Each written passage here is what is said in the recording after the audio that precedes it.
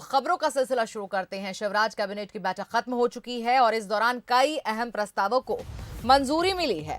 12 जनवरी को रोजगार मेला लगाया जाएगा। नरोत्तम मिश्रा ने इस बात को रखा है। रोजगार मेले निरंतर होंगे और एक साथ 3 लाख लोगों को रोजगार देने की प्रक्रिया शुरू होगी। आपको बता दें, चचाई में 600 मेगावाट का नया प्लांट लगेगा। मुख्यमंत्री कृषक फसल उपार्जन सहायता योजना लागू होगी। साथ ही साथ गृह मंत्री नरोत्तम मिश्रा ने बताया कि पशुधन चारा योजना भी चालू होगी। वाणिज्य विभाग की जमीनों को ई नीलामी की मंजूरी मिली इस दौरान और 100% राशि जमा करने के बाद बिक्री की अनुमति कैबिनेट ने दे दी है। तो शिवराज कैबिनेट की बैठक खत्म हो चुकी है और कई अहम प्रस्ताव रहे जिनको मंजूरी मिल गई है। तो आपको बता दें कि इस दौरान गृह मंत्री नरोत्तम मिश्रा ने भी बताया कि 12 जनवरी को रोजगार मेला लगाया जाएगा और इस दौरान 3 लाख लोगों को रोजगार देने की प्रक्रिया शुरू होगी। तो चचाई में 600 मेगावाट का नया प्लांट लगेगा। मुख्यमंत्री कृषक फसल उपार्जन सहायता योजना लागू होगी। पशुधन चारा योजना भी चालू होगी। और हमारे साथ फोन लाइन पर इस वक्त जुड़ गए हैं आकाश शर्मा, हमारे संवाददाता। उनसे हम ज्यादा जानकारी लेते हैं। क्या कुछ जानकारी है आपके पास इस कैबिनेट बैठक से जुड़ी हुई? शायद आज की कैबिनेट की बैठक काफी महत्वपूर्ण थी और कई अहम प्रस्तावों पर मुहर भी लगी है, जिस तरीके से आपने बताया है। सबसे पहले तो कैबिनेट में जब शुरुआत हुई तो 15 से 18 साल के जो बच्चों के लिए वैक्सीनेशन चला है, जैसे मध्य प्रदेश अव्वल रहा है, उसको लेकर बधाई दी गई। उसके बाद कोरोना काल के बावजूद सबसे ज्यादा रोजगार जो है, बेरोजगारी दर सबसे कम मध्य प्रदेश में रही है। ये भी काफी महत्वपूर्ण बात इस कैबिनेट ब्रीफिंग में बताई गई। 12 जनवरी को रोजगार मेला लगाया जाएगा और 3 लाख जो बेरोजगार लोग हैं उन्हें रोजगार देने का इसमें लक्ष्य रखा गया है।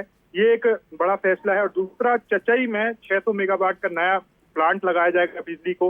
इसमें कहीं ना कहीं बिजली की जो आपूर्ति, लगातार बिजली की कमी मध्य प्रदेश में बनी रहती है। मध्य प्रदेश को दूसरे राज्यों से बिजली खरीदनी पड़ती है।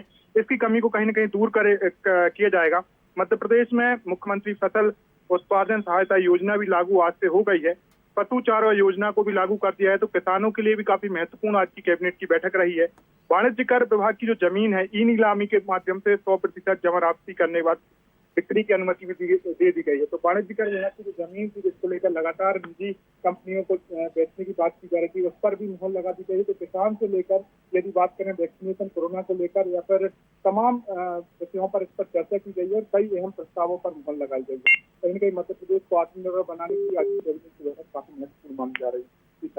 जी आकर्ष, आपका धन्यवाद तमाम जानकारी देने के लिए। तो आपको बता दें कि 12 जनवरी स्वामी विवेकानंद की जयंती पर जो कि आने वाली है, उस पर रोजगार दिवस मनाया जाएगा और एक ही दिन में 3 लाख लोगों को रोजगार देने की जो बात है वो रखी गई है। कई अहम प्रस्ताव रहे जिनको मंजूरी मिली। आपको बता दें कि खुद गृह मंत्री ने इस बात की जानकारी भी दी है।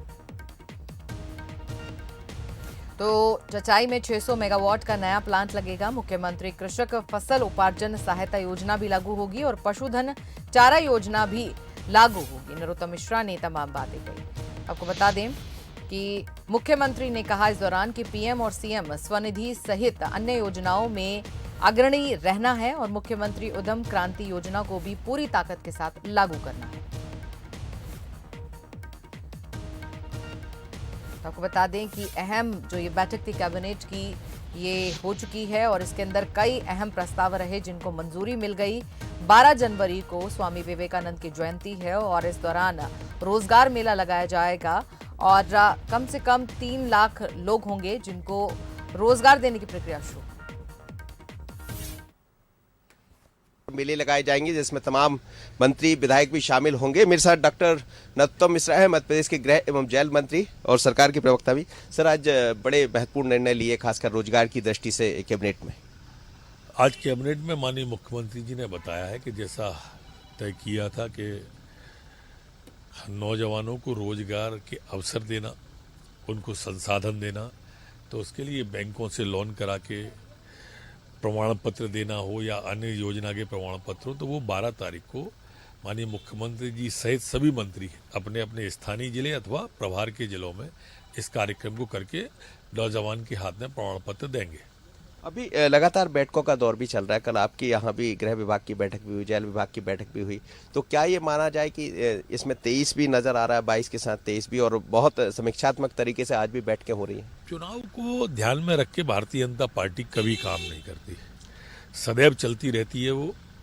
और मुख्यमंत्री जी समीक्षा ऐसा नहीं है कि इस साल कर रहे हो, सतत लंबे कई वर्षों से करते चले आ रहे हैं।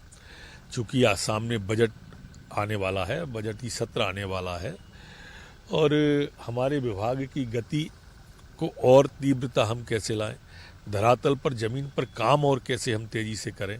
आप देख रहे होंगे आज रिपोर्ट आई है कि मध्य प्रदेश रोजगार देने में हिंदुस्तान में सबसे प्रमुख है। उसका कारण ये कि इंफ्रास्ट्रक्चर पर 40% राशि हमने खर्च की, तो सबको रोजगार कहीं ना कहीं कुछ ना कुछ मिला। गतिमान हुई हमारी पूंजी, और गतिमान होती है तो रोजगार मिलते हैं। पुलिस आयुक्त प्रणाली लागू हुई है अभी मध्य प्रदेश में, तो कैसा इसको देख रहे हैं? 1 महीने का यदि अनुभव देख लें, क्योंकि तमाम सारे अफसरों की पोस्टिंग हुई। महीने के अनुभव में तो बहुत अच्छा अनुभव आया है, क्योंकि लोग जिस तरह से घुस के आंदोलन करके बैठ जाते थे, जम जाते थे, अवांछित लोग आ जाते थे, उन सब पर धीरे धीरे शिकंजा कसता जा रहा है पुलिस का। अंतिम सवाल था, ओबीसी के मुद्दे पर एक बार फिर आप लोग कोर्ट गए हैं, 17 तारीख को सुनवाई होना है, अगली सुनवाई। उसमें तो स्पष्ट सुप्रीम कोर्ट के जज ने ही बोल दिया कि किन की वजह से रायता फैला था, और जिनकी वजह से रायता फैला था वही कह रहे थे कि वापस ले लेता हूँ। अब कांग्रेस को कायदे से ओबीसी वर्ग से माफी मांगनी चाहिए।